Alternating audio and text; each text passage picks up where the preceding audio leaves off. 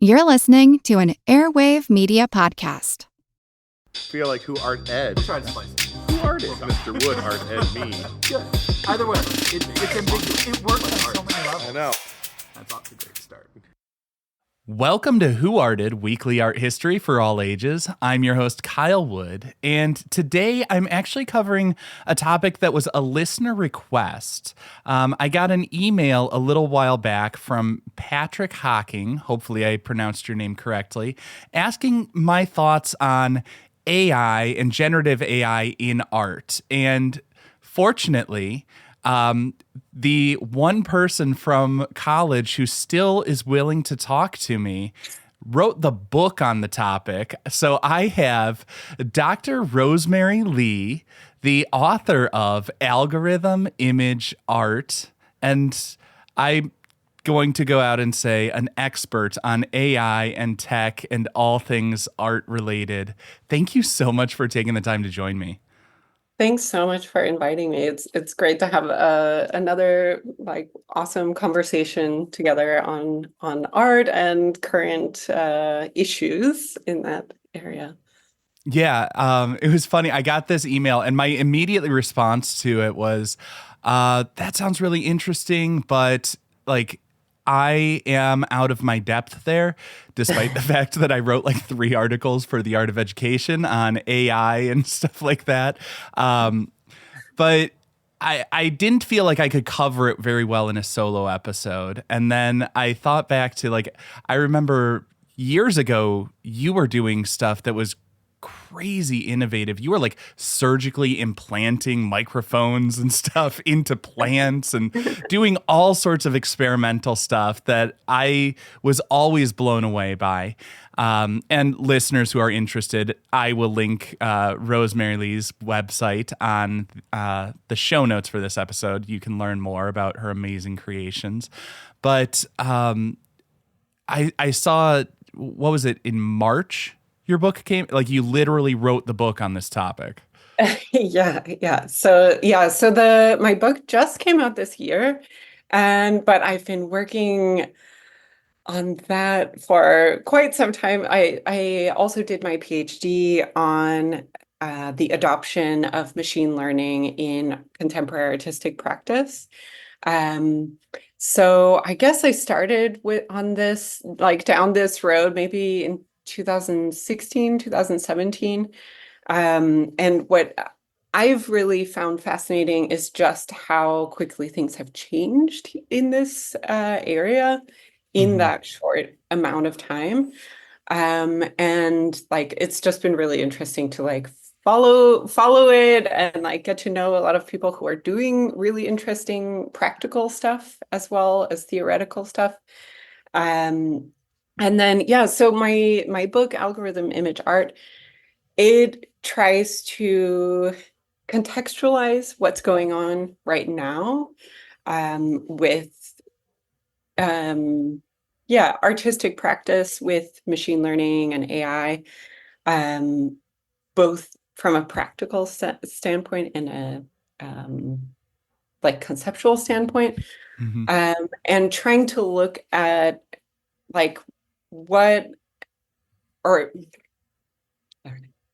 trying to look at how we can better understand these recent developments in relation to things that have come before. So even looking to history and what kind of precursor technologies might give us a better idea of where is this coming from? How has this played out in the past? So I'm coming from the field of media archaeology, which that's basically what we do is looking at the history of technology and then trying to kind of project from tendencies that we find over long periods of time. Yeah, and I think that's an interesting lens to look at this through. And I think, when I started to look at these tools, the first thought and parallel that I drew was the advent of photography. The middle of the 19th century, that's when, at least in Europe, we saw this huge shift in the way that people conceptualized art and the approach to making art and the purpose behind it, you know? And now as we have AI tools that can generate new images from just, a short phrase that we input, to me that feels like it's like a whole new revolution in terms of like how we're going to approach art. And I'm curious how you see these major turning points as maybe similar, different. Is that a logical way to look at this? Are there other technological innovations that you think were similar turning points? And, just how are you thinking of all of that? Oh yeah, absolutely. But yeah, and like actually in my book, I do look quite a lot at relationships between the advent of photography and what we're seeing now. And so I think that's a very, very logical and very relevant connection to make. There's several, I could teach a class on just that. So I'll have to kind of just give the shortened version. But there's several aspects that I find really interesting. So there's the aesthetics, like we're seeing the emergence of new kinds of visual aesthetics that are produced through these generative systems.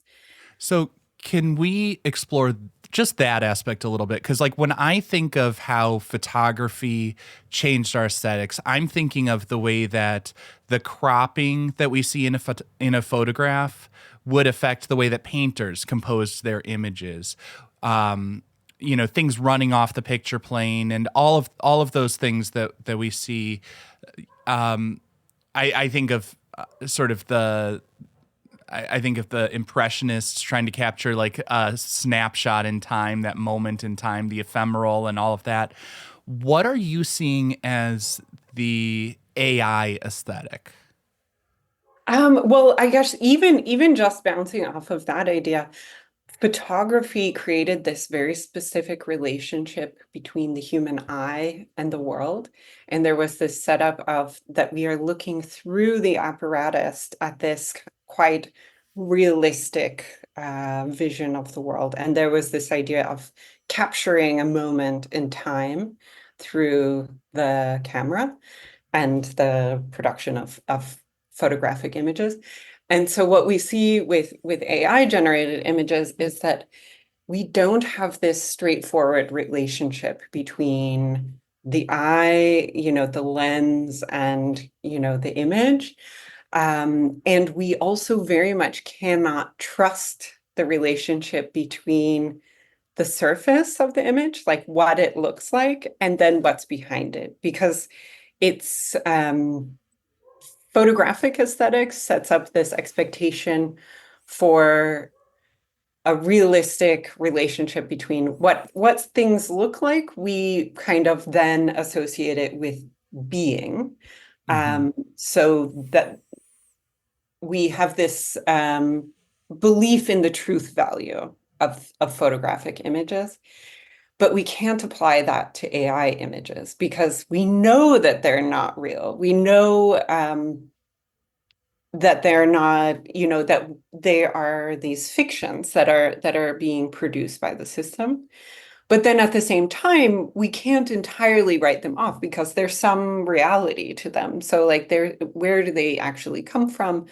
And the fact that they're produced from the analysis of data sets, often of other images, we then are in this strange gray area between kind of also understanding the prevalence of like bias, error, and again, this like non-reality.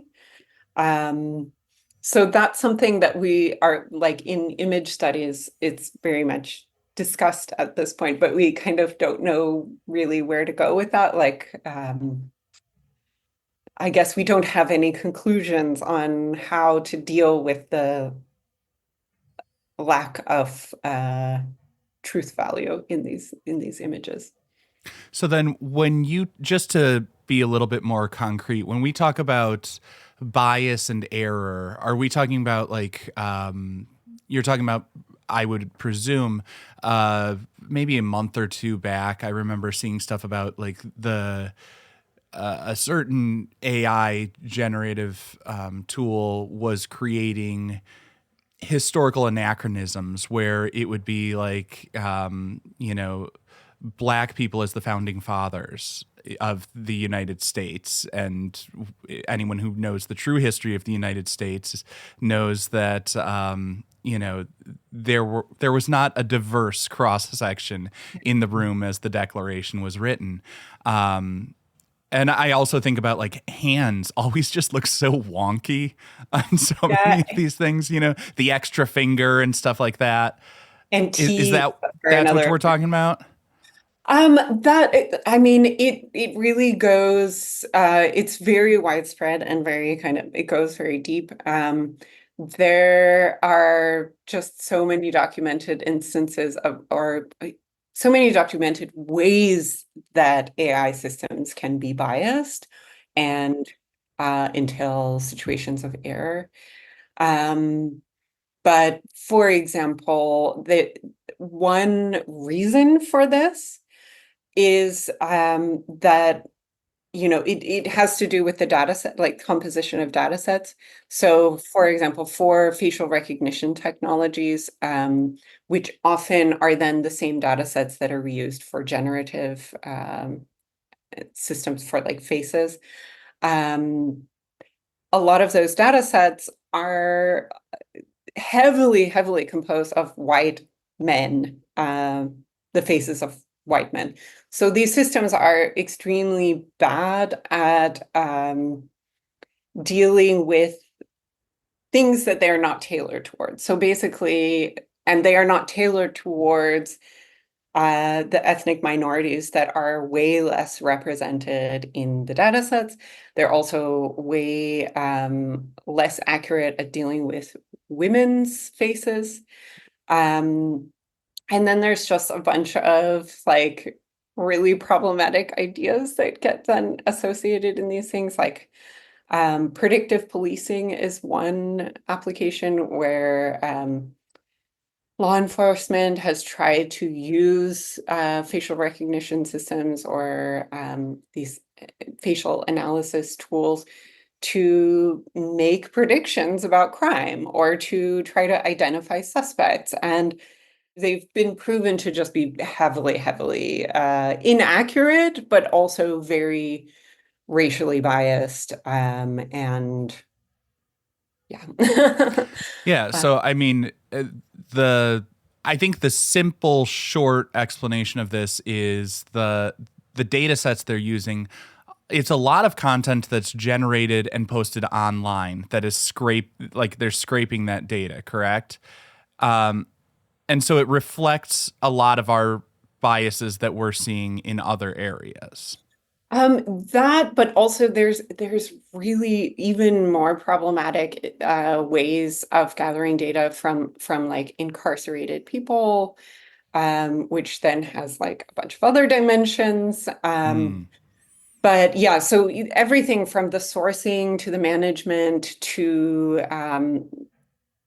yeah, even the application and like the design of the algorithms as well, and then application of them. It's can these biases can be really pervasive and like insidious, ins Insidious. insidious. um, and they I think the problem with bias in AI is that it's not because people are sitting down like we're gonna go do a racism.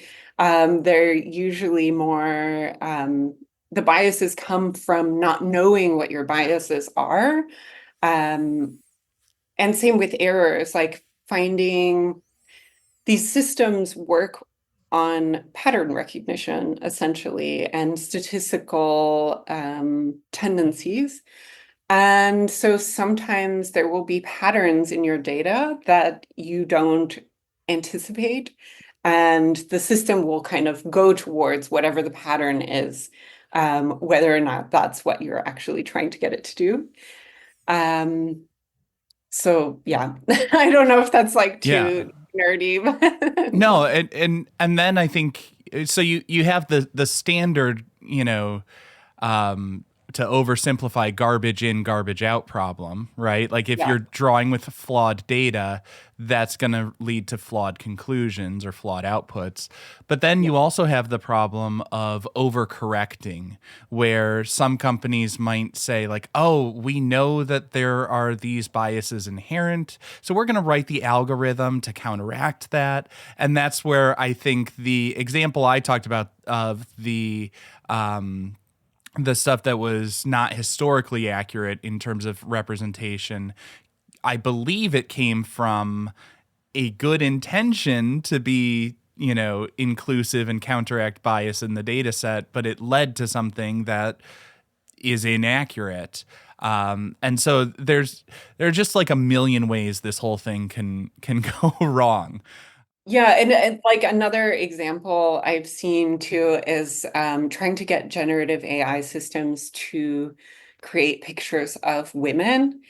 And often it ends up with these like very, very problematic gender stereotypes, or, Mm, and I think that's effectively the core of it, is like these are generalizations, and yeah. there's a lot of inaccuracy and a lot of major problems that can come from generalizations, which, we see in when it's identity based, then it surfaces in the form of stereotypes, and often these very racialized stereotypes. They can be really dangerous and harmful. Yeah. I mean, uh, that gets me starting to think about like how you think of Instagram versus reality and how this is going to start to warp people's perceptions of themselves compared to an unrealistic model and literally an unreal model, and stuff like that. But I do want to take a moment to now shift a little bit back towards the implication for our artistic practice. So, after the break, I want to talk about how AI tools might change the way that artists go about their work and what skills future artists might be developing as a response to or to work in tandem with new AI tools.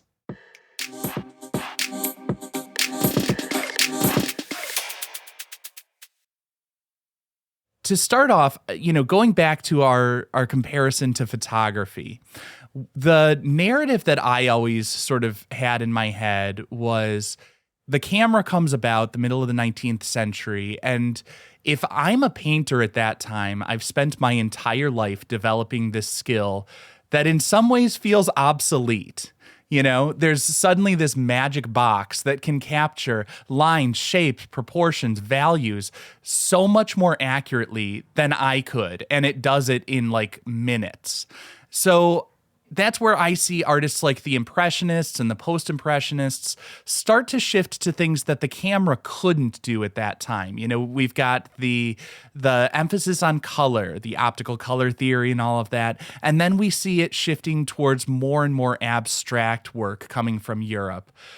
How do you see AI affecting the way that artists conceptualize the creative process, and like what skills can we focus on that the computer can't do? Or are we just supposed to give up and say like, well, this is now part of our tool set and it's always going to be there?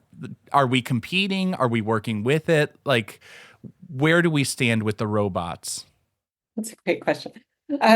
Well, what I find from my work on the history of visual technologies is, with the introduction of AI into artistic practice, I'm seeing similar patterns. And often what artists will do is, get in there and start experimenting and trying to find the affordances and then also the limits. So trying to figure out like, okay, what actually is going on in the black box? So like, can we understand the technology better?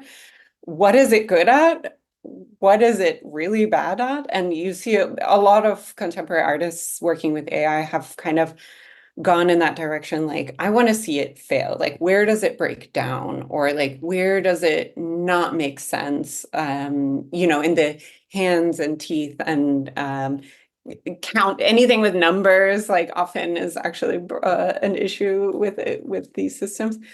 So that's something I definitely see where I guess exploring that, like where visualizing where AI gets it wrong is kind of one trope that is really popular.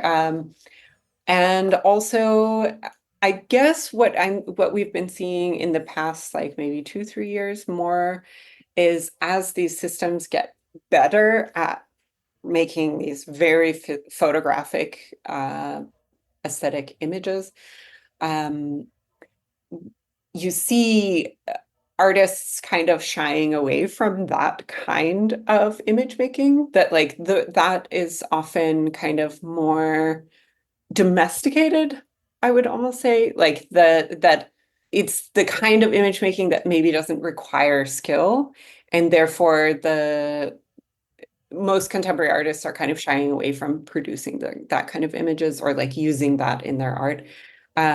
So like you see definitely a return to like conceptualism, and maybe also taking a more critical stance. A lot of artists have been kind of looking more at the how and the why of AI than necessarily applying it directly. Um, so that might be a way that artists kind of are revaluing their skills, like what sets them really apart is more these contextual things than just the straight use of the technology or the aesthetics. I'm curious in your look at history and how these new tools and developments affect people's reactions.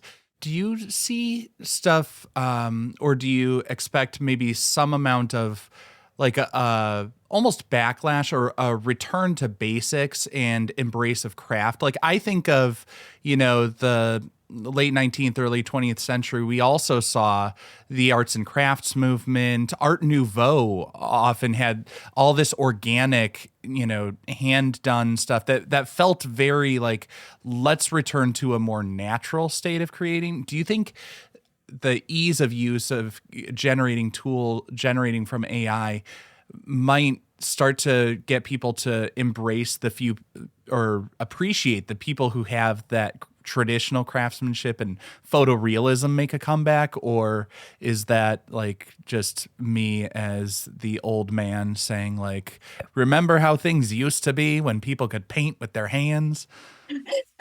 Yeah, absolutely. Yeah, I'm definitely seeing that already.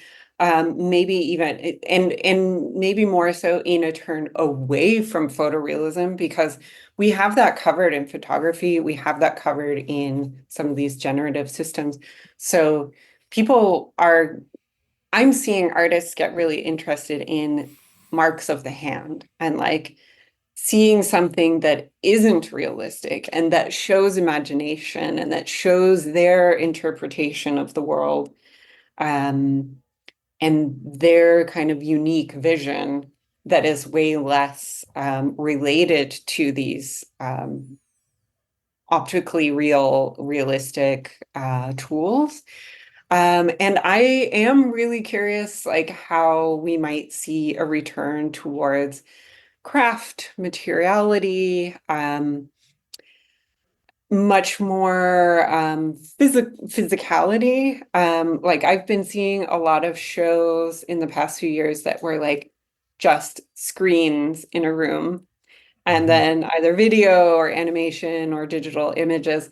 And it can be done well, but it is kind of tiring to see show after show of like, oh, screens, more screens. Like I have screens at home. And so like when I go to a gallery, I find it more refreshing when I see something that shows craftsmanship and shows somebody's hand and their skill and their intellect, of course. So I think that might very well be the departure that we start seeing in the next coming years.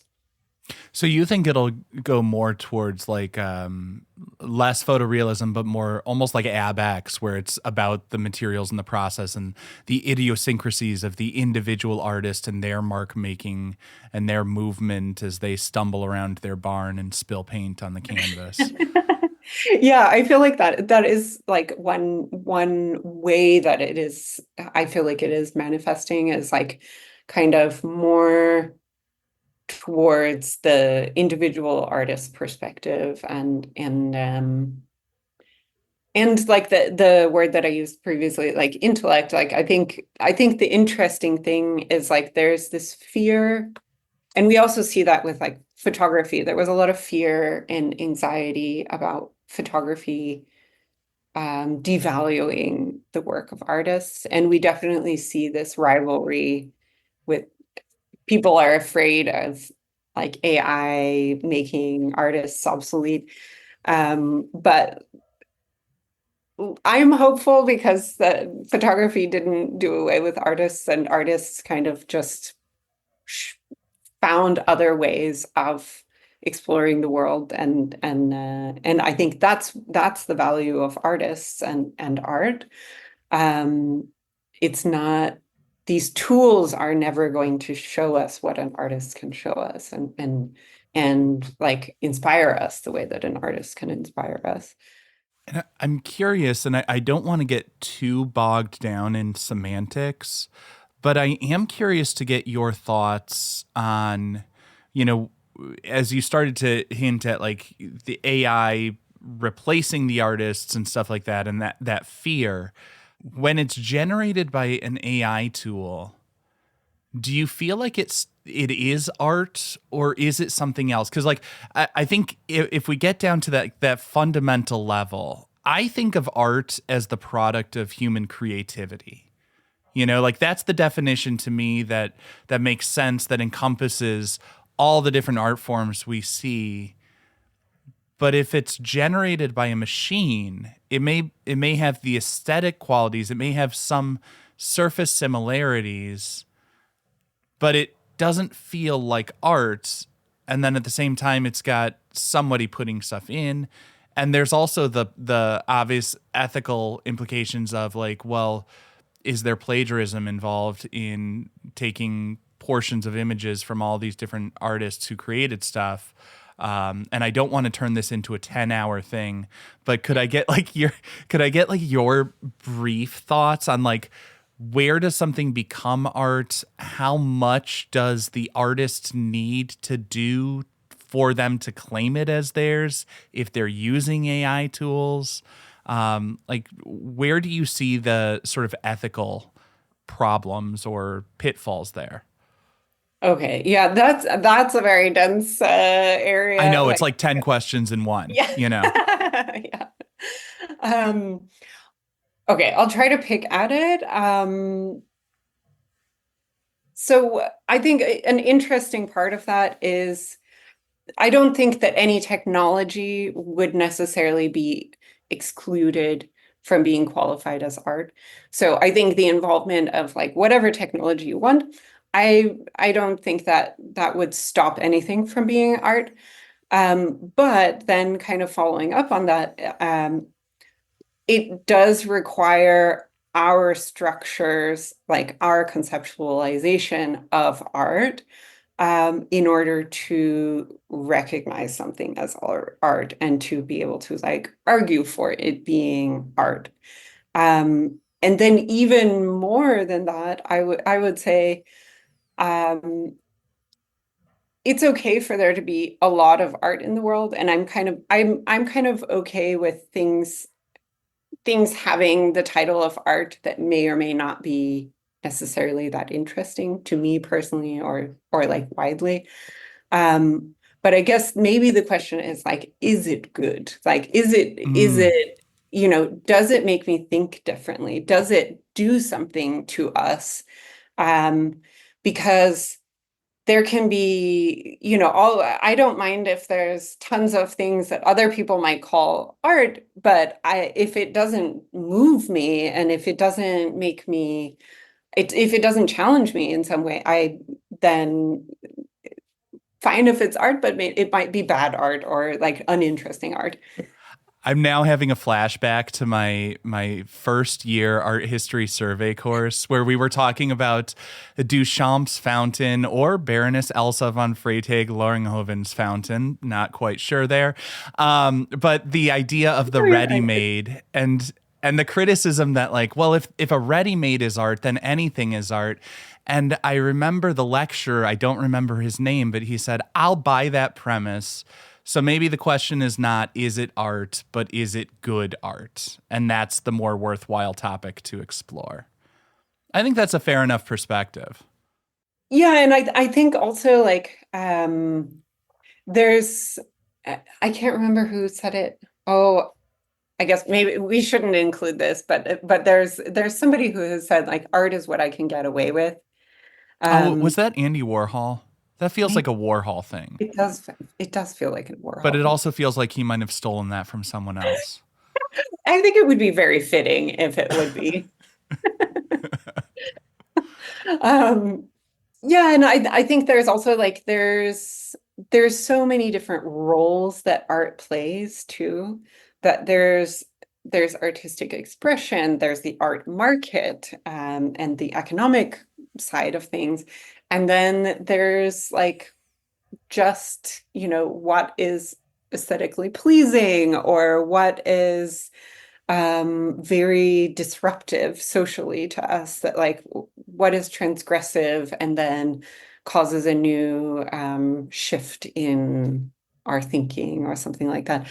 um so I think those things are always the core of where art resides, and I definitely think that AI can participate in that, and when it's interesting, like AI art or art made involving AI, um, I think that's what it does, is like synthesizes the relationship between us and a technology, and then it uses the technology in some way to tell us something different, tell us Mm. something about the world or ourselves.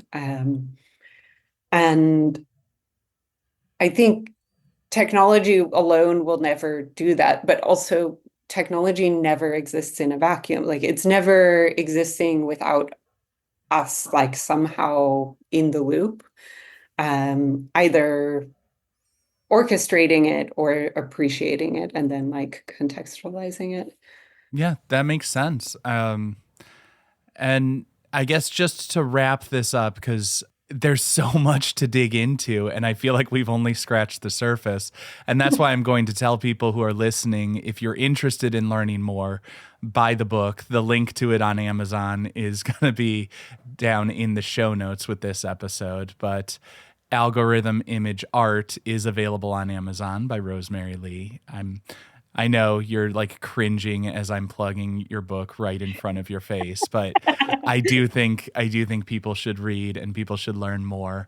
But for those people who are like me and can never finish a book, what would be your sort of cheat sheet advice on how to use AI tools thoughtfully, ethically, responsibly to do it well, so we're not just playing with the tool? Oh, that's a really great question.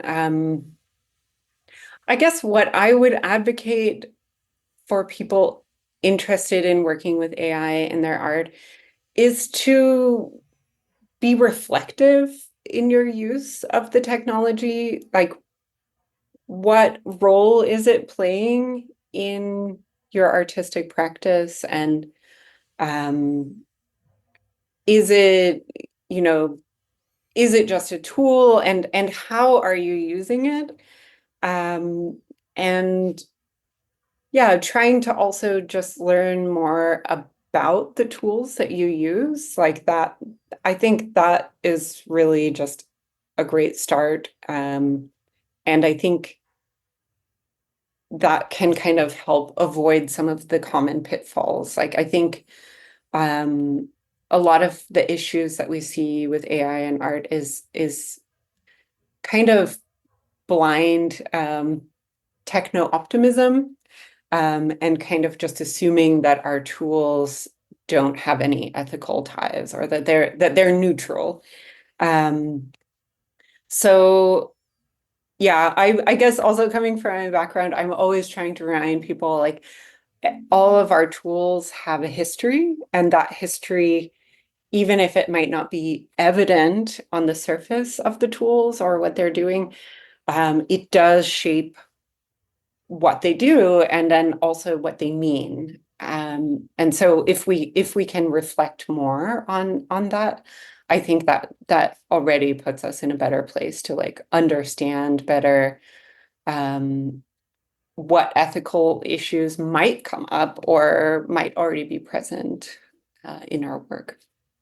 Yeah, because the ethical issues are myriad with this, and we've only scratched the surface. We didn't even get into the power consumption and the environmental impact, and there is so much more to explore, and I highly recommend for anyone interested in these topics. The book is Algorithm Image Art by my good friend, Dr. Rosemary Lee.